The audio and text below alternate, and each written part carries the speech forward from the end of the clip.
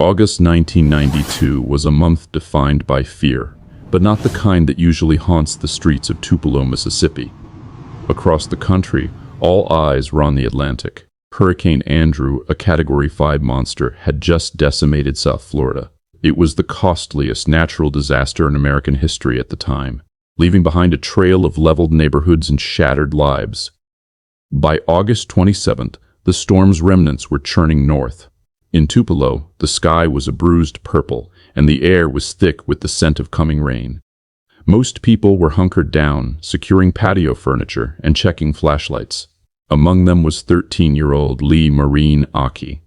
Leigh was a bright, studious girl. She loved to read and was described by everyone who knew her as responsible, the kind of teenager who didn't need a second reminder to do her homework or lock the door. She lived on Seven Oaks Drive with her mother, Vicki Felton. Because of the impending weather, Vicki's employer wanted staff at the office early, at 6 a.m., while the morning was still dark and the rain was just beginning to tap against the windows. Vicki went into Leigh's room. Her daughter was sound asleep. Vicki didn't want to wake her, so she simply locked the house and drove to work, planning to call and wake Leigh up for school a few hours later. It was a routine morning, a mother going to work, a child sleeping in. But in the 2 hours that followed, something happened inside that house that would defy explanation for the next 30 years. At 8:15 a.m., Vicki Felton picked up the phone at her office to call home. She expected a groggy Leigh to answer. She expected to hear about breakfast or plans for the school day. Instead, the phone just rang. And rang. Vicki hung up and tried again. No answer. She called every few minutes, her heart rate climbing with every unanswered tone. By the 5th attempt, she knew something was wrong. Leigh was not the kind of girl to ignore a ringing phone, especially when she knew her mother was calling. Vicki called a neighbor, asking them to run across the street and check the house. When the neighbor arrived, they found the front door unlocked. More than that, it was slightly ajar, as if someone had left in a hurry and failed to pull it shut against the wind. Vicki rushed home, arriving just before 9 a.m. She ran through the house calling Leigh's name, but the only response was the sound of the wind outside. The house was cold. The air felt different. When the police arrived, they began a room-by-room sweep. The scene was a paradox. There were no signs of a struggle. No furniture was overturned. No windows were broken. But then, they found the blood. Small, distinct droplets were found in the hallway and leading toward the back of the house. It wasn't a crime scene of massive violence, but was enough to prove that Leigh had been injured. Then, a detective reached for the kitchen phone. He picked up the receiver and heard nothing. He looked down at the wall. The cord hadn't been pulled out. It had been physically cut. Someone had brought a sharp edge to Seven Oaks Drive, and they had ensured that Leigh Occhi could not call for help. The search for Leigh Occhi began in the middle of a tropical storm. As the rain turned into a downpour and the wind began to howl, hundreds of volunteers joined the Tupelo police and the FBI. They combed the woods, searched drainage ditches, and looked through abandoned buildings. Bloodhounds were brought to the doorstep.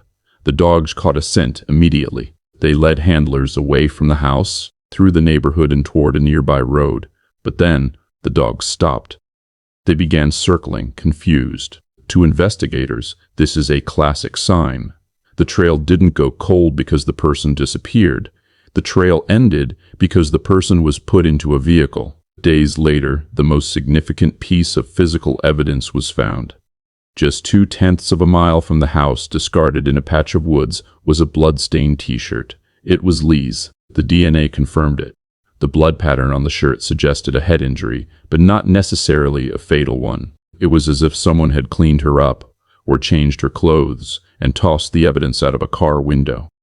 As the days turned into weeks, the circle of familiarity became the focus. There was no forced entry at the house. This meant one of two things. Either Leigh knew her abductor and opened the door for them, or the abductor had a key. Police began looking at everyone. Her father, who lived in another state. Her stepfather. Neighbors. But one name began to appear more than others in the investigative files. A man we will call the family friend. He was someone who knew the house layout. He knew Vicki's work schedule. And most importantly, he had no solid alibi for that 2-hour window on the morning of the 27th. Suspicion is not evidence, But in the case of Leigh Occhi, suspicion was all the police had. This family friend was brought in for questioning. He was asked to take a polygraph. He failed. He was asked to take another. He failed again. In the world of true crime, we often see the failed polygraph as a smoking gun. But in a court of law, it's virtually useless. Anxiety, heart conditions, or even just the stress of being a suspect can cause a person to fail. Without a body, without a weapon, and without a confession, the district attorney couldn't file charges.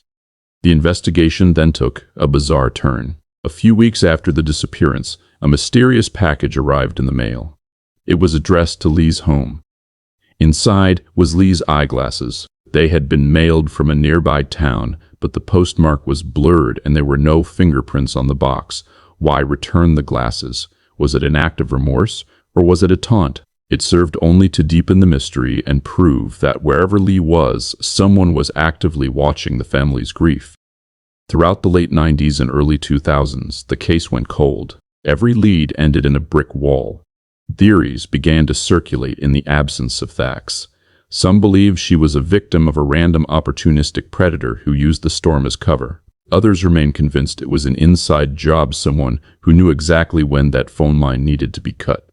Today, if you drive down Seven Oaks Drive, the house is still there. But the town of Tupelo is different. The Elvis Presley innocence of the city was permanently scarred by what happened to that 13-year-old girl. Vicky Felton has never moved on. How could she? She has spent over 3 decades in a state of ambiguous loss, the most painful kind of grief where there is no body to bury and no grave to visit. She has appeared on every major news network, from Nancy Grace to local Mississippi stations, making the same plea. Just tell me where she is. Age progression technology now shows us what Leigh would look like as a woman in her 40s. She has a different jawline, perhaps a different hair color, but the eyes remain the same. These photos are a haunting reminder of the life that was stolen, the graduations, the weddings, and the milestones that never happened. The FBI still classifies this as an active investigation. They believe that the person responsible is likely still alive. They believe that in a small town like Tupelo, secrets have a way of breathing. Someone saw a car. Someone heard a confession. Someone knows why that phone line was cut. The story of Leigh Occhi is not just a story of a kidnapping. It is a story about the narrow margins of life. A 2-hour window. A locked door. A cut wire. A storm that washed away the tracks of a predator. We live in an era where DNA can solve cases from half a century ago. We live in an era where the internet can crowdsource justice. The evidence in this case, the t-shirt, the glasses, the blood samples, is still in a locker, waiting for the one piece of technology or the one witness testimony that can finally connect the dots. If you were in Tupelo in August of 1992, if you remember a vehicle near Seven Oaks Drive, or if you have heard a story that didn't quite add up, now is the time to speak. For Leigh, for Vicky, and for the truth, 30 years is long enough to wait.